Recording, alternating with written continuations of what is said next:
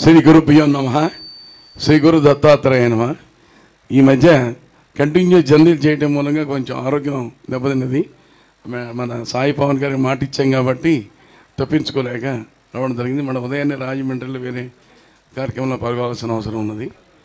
మీ అందరికీ కూడా క్రోధీనామ సంవత్సర ఉగాది శుభాకాంక్షలు.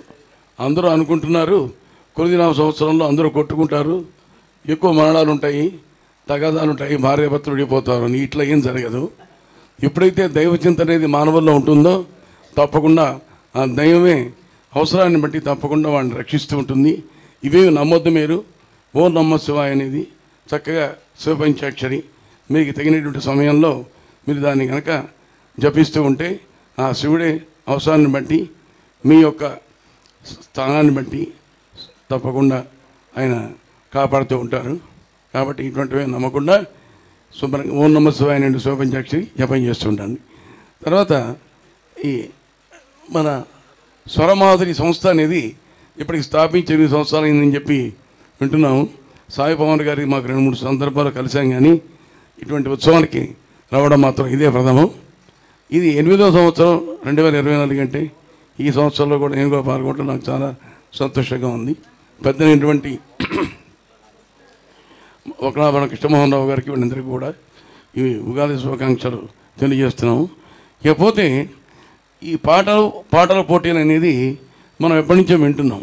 ఈ పాటలు అనేవి మనం గుర్తుపెట్టుకోవాల్సింది రచయితలు. ఆ రచయిత ఎంత భావంతో ఒక పాటని సమకూర్చారో మనం దాన్ని భావిస్తే కనుక పాట అనేది ఈజీగా మీరు సాధన చేయవచ్చు. ఇప్పుడు మావి చెవురు తినగానే అన్నారు. అలాగే నాకు తెలిసినంత వరకు 2 నిమిషాలు 1, 2, 3 ఇవి కలుసుంటే ఎంతో బాగుంటుందని చెప్పి ఒక పాట విన్నాం. అంటే ఎంత భావన ఇస్తుంది. బూచాడమ్మ బూచాడు బులిపిట్లో ఉంటాడు అనేది అందరం అన్నాదమ్ముల అనుబంధం అని 12 కాంపరంలో పాట ఉన్నది. ఇలా ఈ పాటలు అనేవి సందేశాత్మకంగా ఉన్నటువంటి పాటలు ఎక్కువ సాధన చేస్తే మనం పాతకాల సందేశాన్ని ఈ తరం వారికి కూడా అందజేస్తున్నటువంటిది భావన ఉంటుంది. ఆ పాతకాలంలో ఉన్నటువంటి అలవాట్లు, ఆచారాలు, అప్పుడు వాడినటువంటి వస్తువులు ఎలా తిరిగేవాడు, సైకిల్ మీద ఎలా తిరిగేవాడు, ఒక సైకిల్కి బ్యాటరీ ఉండేది, డైనమా ఉండేది. ఇటువంటి సంప్రదాయం మనం గుర్తు చేసుకుని వాడు అవుతామని చెప్పి నేను అనుకుంటున్నాను. అది ఇప్పుడు ఈ పిల్లలకు కావాల్సిందంతా కూడా కొత్త పాటలు, కొత్త పరిచయాలు కాదంటలేదు. అలాగే అన్నయ్య సన్నిధి అదే నాకు పెన్నిది, అందులో ఎంత మాధుర్యం ఉంది, ఎంత అర్థం ఉంది చూడండి.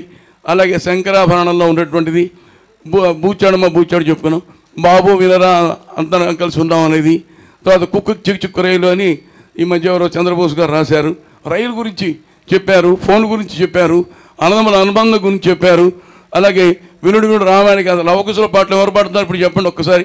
ఒక్క పాటన వింటున్నామా లవకుశలది? అవన్నీ మనం ఒక పాట వింటే కనుక మనం అన్నీ స్మరించుకున్నట్లే అవుతుంది.